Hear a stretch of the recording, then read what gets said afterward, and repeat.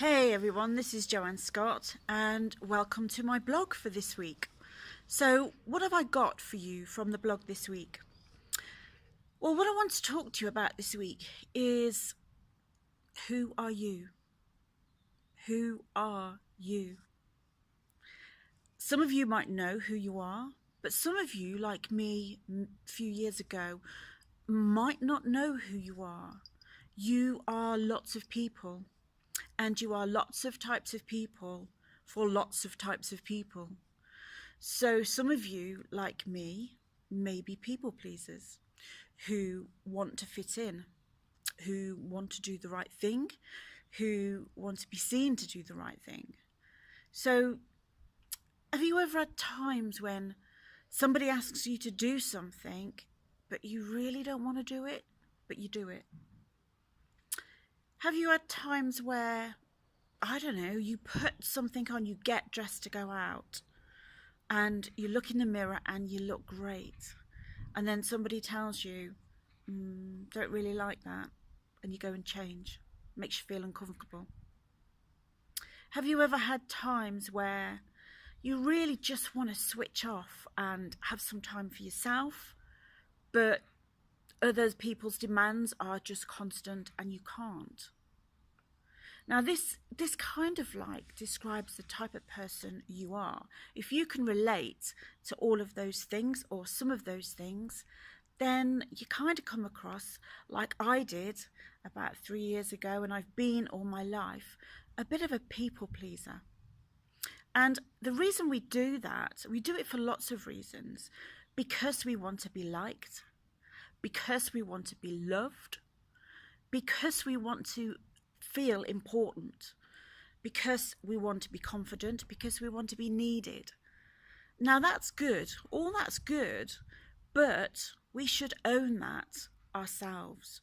We should know who we are, so we don't need other people to make us feel those things. You know, we need to be comfortable with the person that we are, and we need to shine for the person that we are, and we need to own 100% the person that we are.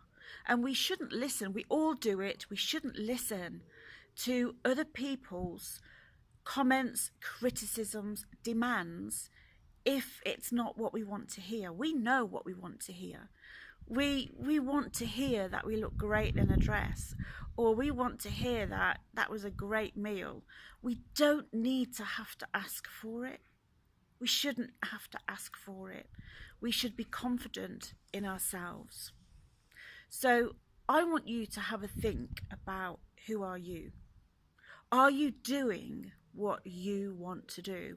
Now, I know there's compromise, I know there's give and take, and I know we have to be fair, especially in relationships, but there's a limit, there's a boundary, and we need to set our boundaries.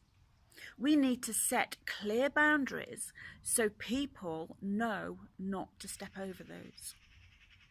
Now, I've done a lot of work on myself. Years and years ago, I've been a people pleaser all my life, believe me, and it hasn't really got me very far. People take you for granted, people abuse your kindness, people monopolize your time, people don't really care about you. It's what they can get from you. Now, I'm not saying that's everybody. I'm saying that happens to people. You know, it's happened to me in the past where I've lost, I don't think I ever had my identity until my fibromyalgia and chronic fatigue hit. And I had to reevaluate my life, I had to look at myself and ask myself, was I doing the things that I really wanted to do for me? You know, I don't mind helping people, I don't mind doing stuff, but when people start abusing me and my ways and my kind heart and my good nature, that's when I have to draw the line, and I have to do what suits me. And I'm quite comfortable with that now. And this is what I'm asking you to think about. Who are you? What do you give to people? Do you give it willingly? Do you give it when it's right for you? Or do you do the stuff that doesn't feel right, that your gut tells you, this isn't right, I don't want to do it? And if that's the case, you need to stop. You need to stop doing it and feel confident and comfortable by saying no. That's the word to say, no. And if you don't want to do anything or go anywhere or see anything or speak to someone, you don't have to justify that word either. You just need to say no. And that's played a massive part in building up me over the last 2 years, figuring out who I am. I can actually say no now, and I actually own that word, because if I don't want to do something or it's not serving my purpose, then I say no. I say no. I will help people, I will help my family and my friends, but if it really, really is causing me hassle, trouble, worry, stress, fret, anxiety, I say no. And I want you to say no too. So just as you go along in your day-to-day life, have a look at the types of things that you're doing. Are you doing them readily, easily? Do they feel right for you? Because if they don't, practice saying no. That's my call to action for you this week, is to practice saying no. The more you say it, the more comfortable you'll get with it. And spend some time figuring out, who are you? So until next week, have a great week and talk to you soon. Love you lots. Bye bye.